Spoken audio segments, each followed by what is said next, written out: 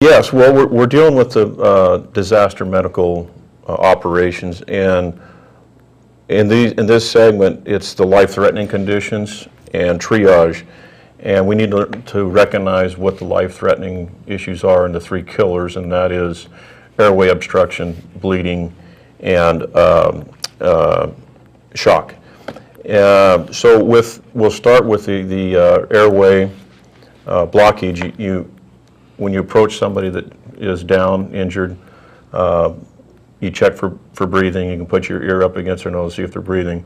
With one hand, you would gently place it on their forehead, and with the other hand, take two fingers and gently place that under their chin and kind of lift upward and tilt the head just slightly back. The tongue is a muscle, and when it's relaxed, it will relax and block the airway. And so by doing the forehead chin maneuver, we are freeing up that airway, hopefully. Oh.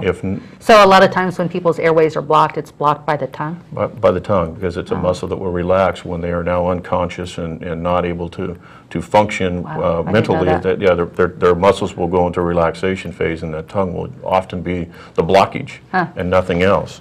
So we need to make sure that we clear that. If we have to go another step, then you will by using your fingers, or check the inner airway to make sure there was nothing in the mouth blocking the airway other than the tongue. With the bleeding, you have to recognize and understand that the bleeding is arterial, it's venous, and those two are different because with the arteries, then you have a lot of pulsation bleeding. With the venous, you'll have smaller bleeding, but it's a consistent flow. And then the capillaries. So we want to control those the best we can. The best way to control the bleeding is direct pressure. Find a good gauze pad if you have gauze on you, or a clean t-shirt, a clean material. Apply direct pressure. Elevation, so you can take and elevate the injury if it's an arm, injury in the wrist area, direct pressure, and pressure points. Oftentimes there's injuries to the hands or wrists with a lot of vein area there, with a lot of arterial veins, and so you would want to apply direct pressure, lift the arm up, and then with your other hand also put pressure on the artery so that you can slow down the bleeding. So where are the arteries? Is there a rule of thumb where you can point out, here's the arteries, here's where you put the pressure? Yeah, the pressure on the arm you'll want to put in this area here. Just right inside of the bicep, tricep area, there's an artery that will run through there and up through your arm, and you'll want to apply the pressure there. And then also on the inside of the thigh and the femur area, that's a femoral artery, and so you want to apply direct pressure there, and it's a lateral type of pressure that you want to apply. So that's where the arteries are, just on your appendages? Right. Okay, and what if somebody gets a lash like in their gut? That area, you're gonna do as much direct pressure as you can. Again, you don't have if you want, if it's in the stomach area, you can still try to apply the pressure from the arteries in the arm, even though the flow may come from a different area. It doesn't hurt to try if you have the ability to do it. If it's a big enough area in the stomach, you're probably going to end up using both hands to apply direct pressure to that area, and it'll be a little bit tougher to then elevate the person as well. So if you can, elevate the injury, elevate the legs, and direct pressure. And you kind of just have to sense where you're at and have an idea of if one's not working, then certainly go to the other.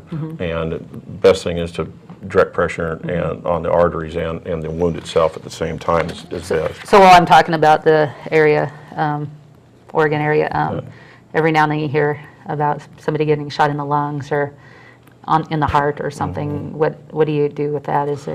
That's real dangerous when that happens. Yeah, it's very dangerous, and everything that we're going to deal with here is very dangerous. Even just simply putting the hand on the forehead and the chin and the breathing area is dangerous because you don't know if there's a neck or back injury. So you have to be very gentle, very cautious of what it is that you're doing. Again, an injury to the chest where somebody's shot, they're probably going to be down. If you can roll them over, get a direct pressure is going to be the best result there, and it's going to be with both hands, and then just you're going to have to cry out for help somehow or another. And I think that's going to be the best result in a gunshot wound is going to be that direct pressure, unless you can see that it's in an artery area. If that's in an artery area, then you want to go above that and apply the pressure. Okay. So I actually used up a lot of time asking you those couple questions here, but Now we have shock, unless you have more to say on bleeding? No, I think we've covered that. I think the main thing is just the direct pressure, the elevation, and pressure points. Okay. And I think that will cover it very well, and you'll just have to fill that out with that type of injury. And a tourniquet is a good idea to where the artery is? You know, they've gotten away from tourniquets, but they are coming back to tourniquets now. It's funny, they're finding out that the tourniquets actually are better, and that they usually are going to lose a limb no matter what, but the main thing is to stop the bleeding.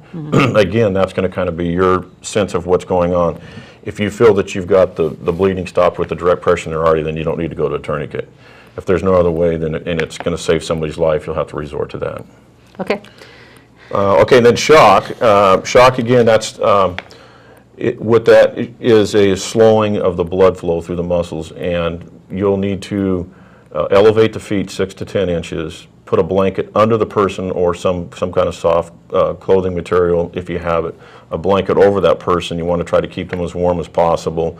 You want to keep evaluating them. You want to keep talking to them and seeing what their conscious ability is. You know, are they responding to the questions? Or can you squeeze my hand? If they can't do that, then you know that they're remaining in shock. And with staying in shock, if you don't get them out of that, they eventually, you know, it will cause death, as all three of these will. If we can't get any of these three under control, death is usually the end result.